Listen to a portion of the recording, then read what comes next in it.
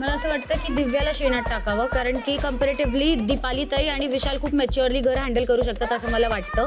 अनुभवाच्या जोरावर दिव्या दोघांमध्ये थोडी कमी आहे. दिव्याला मी शेणाच्या घरात टाकायची. ती थोडी मॅच्युअर नाही आहे अजून, त्यामुळे बाकी काय. जर तुम्ही असं म्हणत असाल तर या गोष्टीवरती मी तुमच्या सगळ्यांच्या विरोधात उभी राहतीये. सगळ्यात पहिलं मला एक गोष्ट सांगायची. या घरात ना असं एक वातावरण झालेलं आहे की ही लोक वयाने मोठी आहेत, ही लोक अनुभवाने मोठी आहेत, मग ते जास्त समजदार आहेत आणि ते घर चांगलं सांभाळू शकतात. हा एक भ्रम निर्माण केलेला आहे घरात. आणि दुसरी गोष्ट की हा वयाने लहान आहे, ही व्यक्ती इनएक्सपिरियन्स आहे, म्हणून ही घर किंवा कॅप्टन्सी सांभाळण्याच्या लायकीची नाही आहे. सगळ्यांनी लहान मोठ्याचं हे कवर लावलेलं आहे. जी खरी कारणं ती देऊन टाका. कधी कधी मोठ्या